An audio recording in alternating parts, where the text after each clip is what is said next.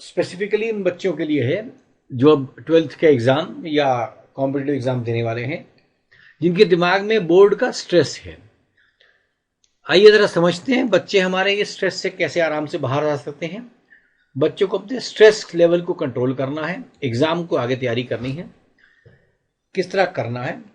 Students and parents, ये दोनों के लिए है, दोनों इससे कुछ समझें ताकि हमारे बच्चे अपने बेटरमेंट को परफॉर्म कर सकें। देखिए, अब लगभग 60 दिन का टाइम रह गया बोर्ड के लिए, और दूसरे एग्जाम के लिए शायद 90 दिन का होगा, जो भी होगा।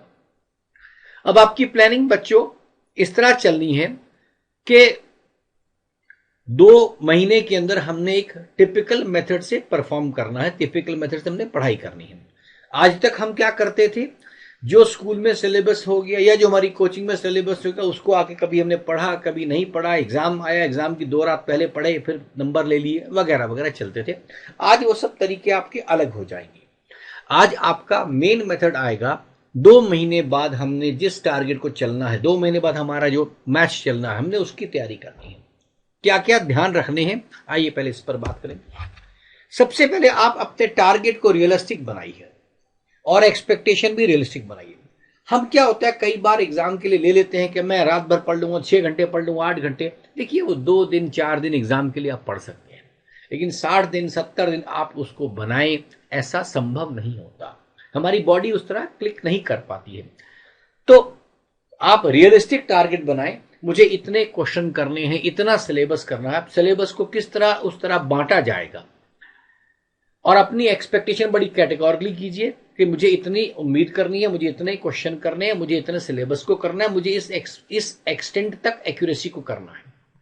बिल्कुल रियलिस्टिक करिए अपने मन को। और बच्चों, एक बात बताऊं, इस बात को जानने के लिए आप सब सक्षम हैं। हम लोग क्या करते हैं, कई बार दूसरों के पीयर प्रेशर में, पेरेंट्स के सामने, स्कूल्स के सामने, कॉलेज के सामने हम शायद सच्चाई स्वीकार नहीं कर पाते, लेकिन अपने मन में हम सच्चाई जानते हैं। तो कृपया करके अपने मन में मेक एवरीथिंग रियलिस्टिक टारगेट कि मुझे ये करना है, this is what I want to achieve, this is my expectation and these are my targets, what I will get it. कोई मुश्किल नहीं आएगी। अगली चीज ध्यान रखिएगा, 20% से ज्यादा तैयारी आपकी एग्जाम मैनेजमेंट और प्लानिंग पर करती है। आपकी जो भी पढ़ाई का मेथड है, जिसको आप अपनी आईक्यू बोल सकते हैं, अपने नंबर ऑफ आवर्स बोल सकते हैं, वो सब पार्ट प्ले करते हैं। There is no doubt. आपने पहले क्या पढ़ा, आगे क्या पढ़ेंगे, सब कुछ पार्ट प्ले करेगा। लेकिन सबसे ज्यादा 20% से ज्यादा डिपेंड करेगा आपकी प्लानिंग पढ़ाई की कैसी है, नंबर 1।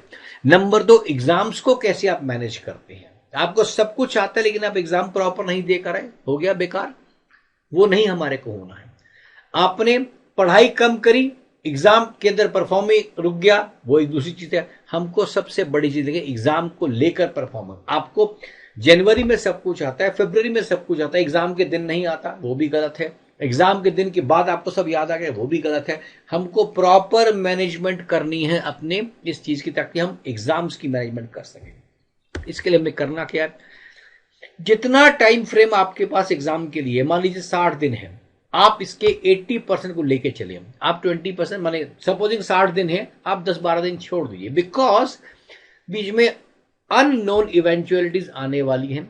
और यदि नहीं आएंगी, मान लो 60 दिन का सिलेबस है, आपने उसको 48-50 दिन में तैयारी पूरी कर ली है, तो आप बेटर ही हैं 10 दिन फालतू। परंतु बीच में आपको पता है एग्जामिनेशन, प्रैक्टिकल एग्जामिनेशन होंगी, स्कूल में आपको अननेसेसरली बुलाया जाता है, इन सारी चीजों में आपकी जो परेशानियां हैं उसको बीच में, हमें कई बार लगता है हमें शायद स्कूल नहीं जाना पड़ेगा या ये काम हमारे को नहीं होगा, लेकिन अनकंडीशनली 20% टाइम आप अपने पास सेव रखिए। इनफैक्ट पूरी मैनेजमेंट में जितने लोग काम करते हैं, जो लोग मैनेज करते हैं, चाहे वो नेता हो, चाहे इंडस्ट्री चलाने वाले हों, कोई भी लोग हों, डॉक्टर्स हों, हर आदमी अपने पास कुछ एक्स्ट्रा टाइम रखता है ताकि जरूरत पड़ने पर उस टाइम को इस्तेमाल कर सके। इसलिए आपने हमेशा सारी प्लानिंग 80% टाइम के साथ करनी है, 20% टाइम आप हमेशा अपना बचा कर रखेंगे, मैंने अपना सिलेबस टारगेट प्लानिंग उस 20% बचा कर करनी है।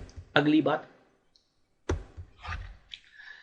इस टाइम फ्रेम पे आपने काम करना है, लेकिन एक बात याद रखिएगा, मुश्किल कुछ नहीं है लेकिन आसान भी कुछ नहीं है। मुश्किल कुछ नहीं है, आसान भी कुछ नहीं है। रास्ता मुश्किल नहीं है, रास्ता आसान भी नहीं है, लेकिन आपको रास्ते पर चलना है। You can do it but you will have to do it. हमेशा आपको समझाया जाता है you can do it, but remember you will have to do it, तभी तो कर पाओगे बच्चों। अगर आपने करा नहीं, यू कैन डू का मैं क्या करूंगा। आप मान लीजिए 100% नंबर ला सकते, लेकिन आप लाए नहीं पढ़ाई करके, तो मैं क्या करूं। इसलिए याद रखिए।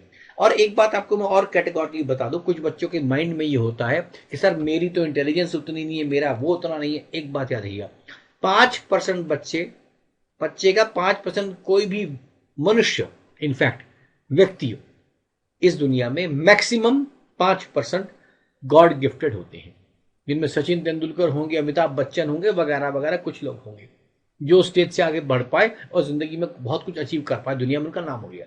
और 5% बिल्कुल डल होते हैं, डड होते हैं, जिनके विचारों के हाथ में कुछ नहीं होता, उनको समझ नहीं आता। बाकी 90% हमारे भारत का युवा, हमारे भारत का हर व्यक्ति उसी मेंटल कैलिबर का है। बाकी चीजें अलग है, क्या अपॉर्चुनिटीज मिलती है, लेकिन इस समय आपके पास अपॉर्चुनिटी सबसे बड़ी एग्जाम को कंट्रोल करना है। तो याद रखिए 90% के अंदर आप हैं, उस 90% में आपको चीज को निकालना है। आप निकाल सकते हैं। यू कैन डू इट के साथ you will do it only if you do it. करने पर ही होगा बेटा, उसके बिना नहीं होगा। अगली बात, आपके पास इतना बड़ा सिलेबस है, आपने उसको मैनेज करना है। आपके पास 4-5 सब्जेक्ट्स हैं, कुछ मार्क्स प्रैक्टिकल्स, लेकिन सब्जेक्ट तो आपके पास 5 है जो आपने एग्जाम देने हैं मिनिमम। उन 5 सब्जेक्ट्स को आपने मैनेज करना है, सिलेबस को मैनेज करना है। अगली चीज आपको साथ में टाइम शेड्यूल मैनेज करना है। आप उस पढ़ाई को कैसे करेंगे, ये नंबर 1 मैनेजमेंट है। लेकिन एग्जाम में अपने सिलेबस में आपको 25 क्वेश्चन आते हैं, 20 क्वेश्चन आते हैं, उसको कैसे देना है, ये दूसरी मैनेजमेंट है।